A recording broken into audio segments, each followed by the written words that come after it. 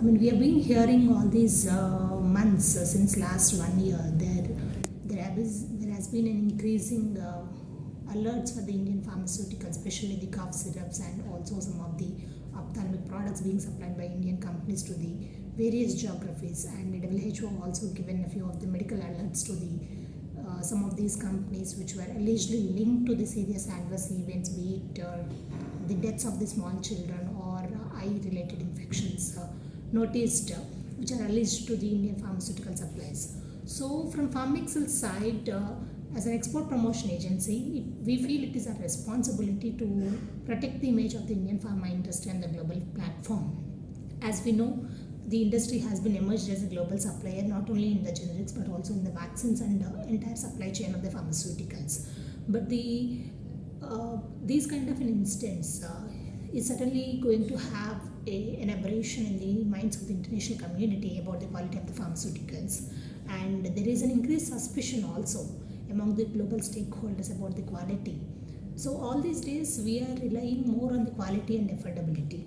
But when the question of the quality is in the minds of the international community, there is an increasing threat to the Indian pharma exports.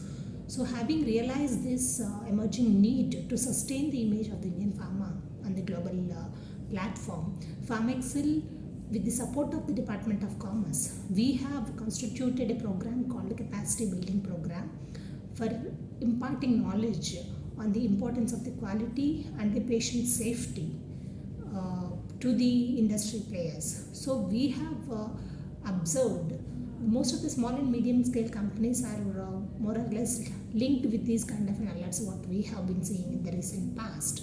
So our major aim to educate this MSME sector on the expectations of the global regulatory agency with respect to the quality and safety norms and the best practices that the industry needs to adopt to produce the efficient and efficacious and quality medicines at the same time to make sure there are no further safety related concerns of the consumers who are going to take those medications. And as you know, even the Government of India and the CDSCO has also taken initiatives in the form of a risk-based inspection, and they are also coming up and proposing to enact the Schedule M. So in that direction, Pharmexcil has instituted this capacity building program, and we have launched this program in Ahmedabad on 15th of September, and we are organizing a series of these programs across major 10 cities of the country where the pharmaceutical industry is being located. So far, we have already finished our capacity building programs in Hyderabad and recently in Chandigarh last week, and we are coming up with programs in Mumbai and Bangalore, Chennai, Indore, Sikkim, Vizag and Goa. So our major aim is to uplift the capacities of the small and medium scale industries and to make them on par with the international global standards and to protect the image of the Indian pharma industry.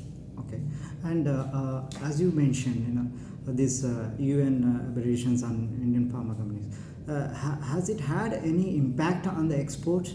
What is India's exports right now, and is there any negative impact of this? Certainly not. See, it's been quite some time when the first instance of the Gambia incident happened. It's been almost a year, and we have observed that there is no impact at all on the exports of the pharmaceuticals. That is very much evident on the fact that our exports have recorded almost 3.25%. That's an annual growth that we have recorded for the financial year of 22 and 3. Of course, the incidents happened towards the second half of the year, but even we have observed the exports of this current financial year of 23-24. For the first 5 months, pharma exports have recorded almost 4.2% positive growth. And almost 90% of the geographies, whatever we are catering to, they're all in the positive mode in terms of our exports. There are only 10% of the geographies where the political and international economic issues were there. There, the exports are slightly lagging behind. But as a holistic, if we see, our exports are growing in a positive mode, and we have recorded 4.2% growth during this current financial year for the first 5 months period. Thank you so much, ma'am. Thank you.